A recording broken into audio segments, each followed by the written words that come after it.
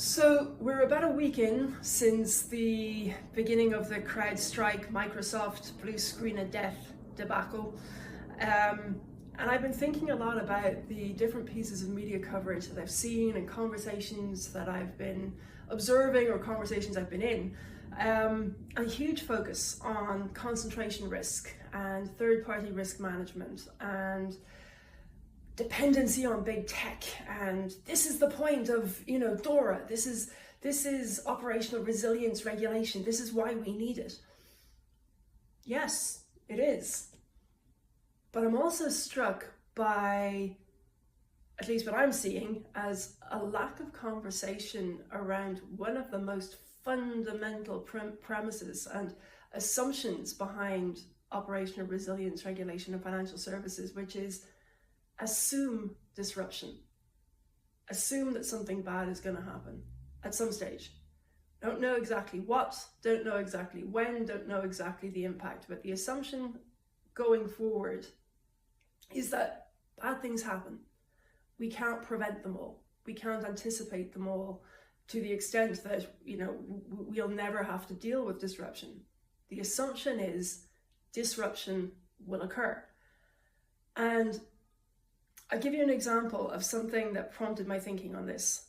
When I was in London last week and the news of the CrowdStrike outage kind of hit the news, I was on my way out for a coffee in a local bakery close to the IBM UK offices, and I was greeted by the guy who normally makes me coffee, and he was standing at the front door of the bakery offering me deliciously moisty strawberry cake, and I went, wow, this is great, wasn't expecting this. But it turns out the reason they were handing out free cake was because in store they weren't able to process payments because CrowdStrike, and they were struggling to get people to download the app and do a click and collect for sort of a remediation or a workaround.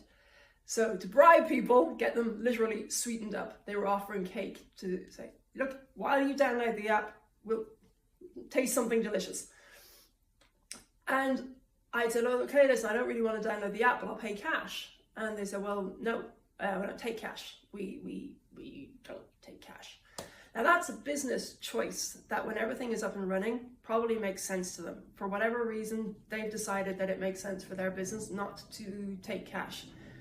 Yeah, that's great until you can't process payments. So this is the thing, right? For me, this is where there isn't enough conversation right now, is what are all the options we have that would allow us to respond to disruption?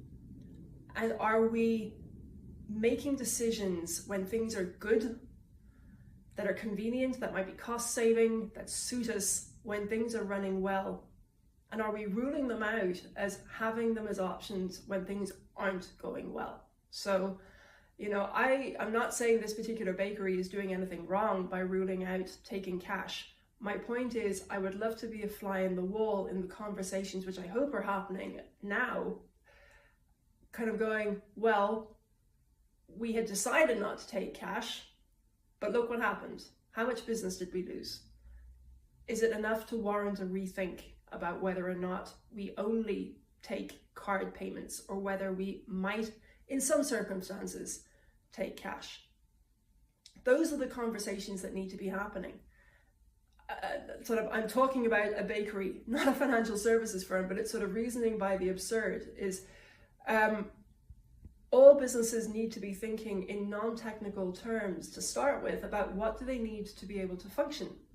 And it seems to me that those conversations aren't happening enough. You don't have to be a technical expert on anything there, other than somebody with a bit of common sense who says, well, for us to be able to function as a business, we need something to sell, and then we need to be able to sell it.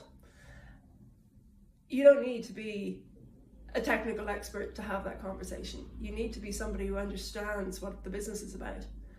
And that's what operational resilience is fundamentally.